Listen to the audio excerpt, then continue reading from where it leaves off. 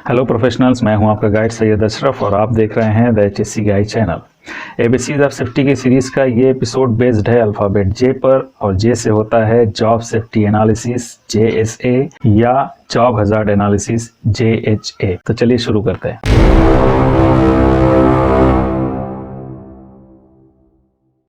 Job hazard analysis JHA या job safety analysis JSA किसी भी हेल्थ एंड सेफ्टी प्रोग्राम का एक इम्पोर्टेंट कंपोनेंट होता है। यह उन कई रिस्क असेसमेंट टूल में से एक है जिसका उपयोग हजार्ड्स को पहचानने और उनको कंट्रोल करने के लिए फॉर्मल रिस्क असेसमेंट प्रोसेस में किया जाता है। बहुत से वर्कर सिर्फ इसलिए घायल हो जाते हैं या उनकी डेथ हो जाती है क्योंकि वे या तो एक्टिविटी के सही स्टेप्स नहीं जानते थे या एक्टिविटी में इन्वॉल्व पोटेंशियल हजार्ड्स को नहीं पहचानते थे।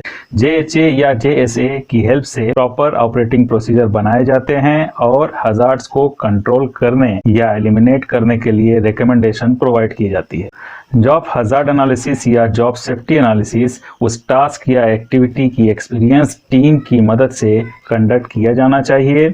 इस टीम में कंसर्न टास्क या एक्टिविटी में ट्रेंड और एक्सपर्ट एक या एक से ज़्यादा वर्कर्स, सुपरवाइजर्स और अगर हो सके तो थर्ड पार्टी एक्सपर्ट को भी शामिल किया जाना चाहिए। अलग अलग लेवल के एक्सपर्ट लोगों की पूरी टीम को शामिल करने से एक्टिविटी का कोई भी छोटे से छोटा स्टेप या उसमें शामिल हजार्ड या रिस्क के मिस हो जाने की पॉसिबिलिटी कम हो जाती है। जो वर्कर उस एक्टिविटी को रेगुलरली करते हैं वो उन अनसेफ शॉर्टकट्स को पहचानते हैं जो वर्कर्स द्वारा अपनाए जाते हैं और वो उन पॉइंट्स को भी हाईलाइट कर सकते हैं जिन पॉइंट्स की मदद से वर्कर्स सेफ्टी डिवाइसेस को स्किप करते हैं। वर्कर्स के इन अनसेफ एक्ट्स पर ध्यान देने की आवश्यकता हो सकती है। प्रिपरेशन ऑफ JHA या JSA एक्टिविटी या टास्क या वर्क को सावधानी से देखकर शुरू होता है। यहाँ ये जानना इम्पोर्टेंट है कि हमें टास्क को बहुत छोटे छोटे स्टेप्स में नहीं बांटना चाहिए, वरना हो सकता है कि कोई इम्पोर्टेंट हजार्ड नज़र आने से मिस हो जाए, या बहुत डिटेल में नहीं जाना चाहिए वरना छोटे से टास्क में बहुत सारे स्टेप्स हो जाएंगे। यहाँ हम लोग एक बेटर थंब रूल का इस्तेमाल कर सकते हैं और हर टास्क को 10 या उससे कम स्टेप्स में बांटते हैं। लेकिन यहाँ ये भी याद रखें कि स्टेप्स को करेक्ट ऑर्डर में ही रखें, क्योंकि कई बार स्टेप्स को करेक्ट ऑर्डर में नहीं रखने पर सीक्वेंस की वजह से पैदा होने वाले रिस्क मिस हो जाते हैं। सभी स्टेप्स को लिस्ट करने के बाद हर स्टेप के लिए पॉसिबल हजार्ड्स की पहचान करनी चाहिए। और हजार्ड्स कहते हैं उन चीज़ों को जो चोट, बीमारी या एनवायरनमेंट को नुकसान पहुंचा सकती हैं। Health related hazards physical, chemical, biological या साइकोलॉजिकल भी हो सकते हैं जो वर्कर्स को बीमार कर सकते हैं। सेफ्टी हजार्ड्स ऐसे सब्सटेंसेस, प्रोसेस, टास्क या सिचुएशन को कहते हैं जो वर्कर्स को इमीडिएट रिस्क में डाल देते हैं। और जब आपने टास्क को स्टेप्स में डिवाइड कर लिया है तो अब हर स्टेप को गौर से देखें और उस स्टेप में मौजूद पॉसिबल हजार्ड्स को पहचानने की कोशिश करें। हर स्टेप में कई रिस्क छुपे हो सकते हैं, इसलिए हर रिस्क को सीरियल नंबर देकर लिखते जाएं। अब हर रिस्क को एसेस करने की कोशिश करें और इसके लिए यहाँ ये ध्यान दें कि ये असेसमेंट 2 तरीकों से कर सकते हैं। पहला क्वालिटेटिव अप्रोच, जिसमें रिस्क को लो, मीडियम और हाई के पैमाने पर दिखाया जाता है।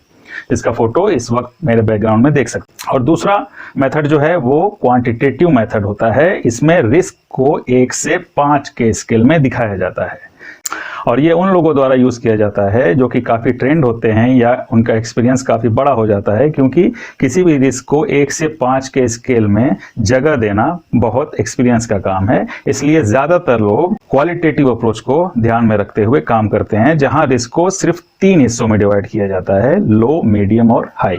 इस वक्त आप मेरे बैकग्राउंड में क्वांटिटेटिव मेथड का रिस्क असेसमेंट देख रहे हैं। अब हर हजार्ड के सामने रिस्क मैट्रिक्स पर आई हुई रेटिंग लिखें और अंत में प्रत्येक स्टेप के लिए हजार्ड कंट्रोल रिकमेंड करें कि हर खतरे को कैसे कम या नियंत्रित किया जा सकता है। यहाँ ये भी याद रखें कि JHA या JSA स्पेसिफिक वर्क साइट पे ही बनाया जाता है, इसलिए रिकमेंडेशंस भी ऐसे ही दें जो ऑन द स्पॉट अमल में लाए जा सकें और आप ये देख सकें कि नए अरेंजमेंट्स की वजह से कोई नया रिस्क तो पैदा नहीं हो रहा है। कई बार ऐसा होता है कि हमारे सामने एक हजार्ड होता है, हम उसको कंट्रोल मेजर डिफाइन करते हैं, कंट्रोल मेजर्स का अरेंजमेंट करते हैं और बाद में पता चलता है कि नए अरेंजमेंट्स पुराने अरेंजमेंट से ज़्यादा हजार्ड्स क्रिएट कर रहे हैं। इसके लिए ये स्टेप सबसे ज़रूरी है।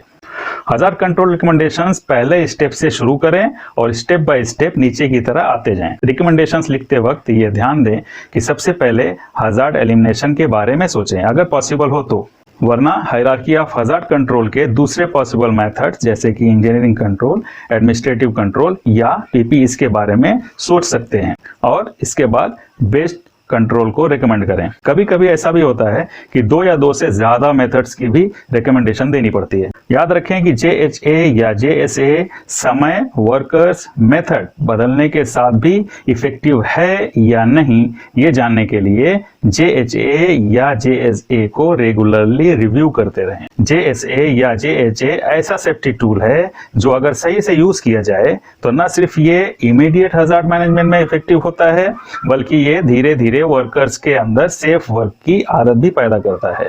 ये वर्कर को इनडायरेक्ट ट्रेनिंग भी देता जाता है और अगर कोई इंसिडेंट या एक्सीडेंट हो जाता है वर्क साइट पे तो ये इन्वेस्टिगेशन टीम के लिए एक प्राइमरी चेकिंग पॉइंट भी प्रोवाइड करता है।